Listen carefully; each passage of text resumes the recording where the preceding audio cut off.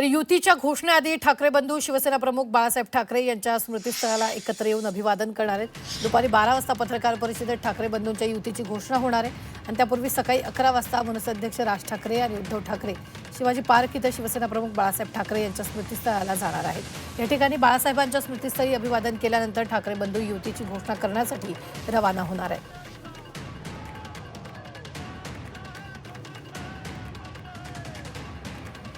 तर ऐतिहासिक अशी घोषणा आज 12 वाजता होणार आहे। त्याआधी दोघेही बंधू बाळासाहेबांच्या स्मृतीस्थळावर अभिवादन करण्यासाठी पोहोचणार आहेत।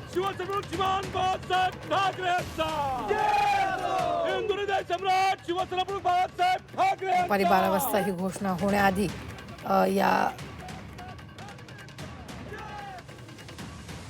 यावेळी बाळासाहेबांना अभिवादन करत युतीची घोषणा करण्यात येणार आहे।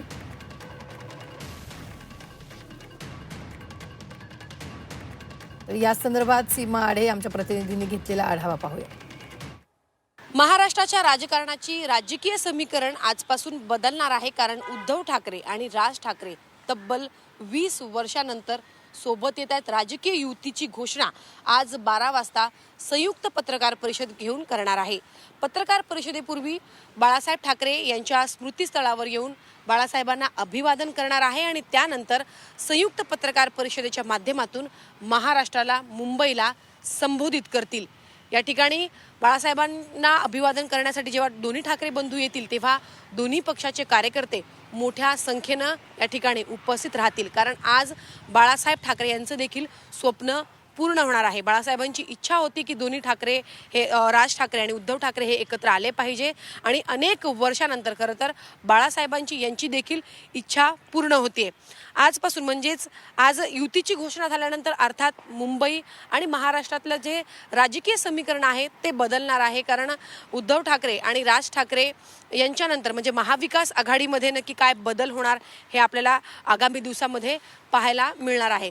सध्या आपण इकडे स्मृतीस्थळावरची ही दृश्य पाहतोय। आता काही वेळात ठाकरे गटाचे, मनसेचे कार्यकर्ते या ठिकाणी दाखल व्हायला सुरुवात होतील, कारण याच दिवसाची अनेक महिन्यांपासून दोन्ही पक्षाचे कार्यकर्ते हे आतुरतेने वाट पाहत होते। तो दिवस ठरलेला आहे, मुहूर्त ठरलेला आहे। आता काही तासांची खरं तर वाट पाहावी लागणार आहे आणि काही तासात राजकीय दृष्ट्या देखील दोन्ही भाऊ एकत्रित आपल्याला पाहायला मिळतील।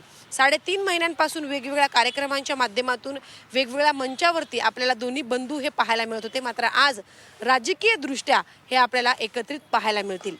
व्हिडिओ जर्नलिस्ट मनीषसह सीमा आढे, झी 24 तास, मुंबई।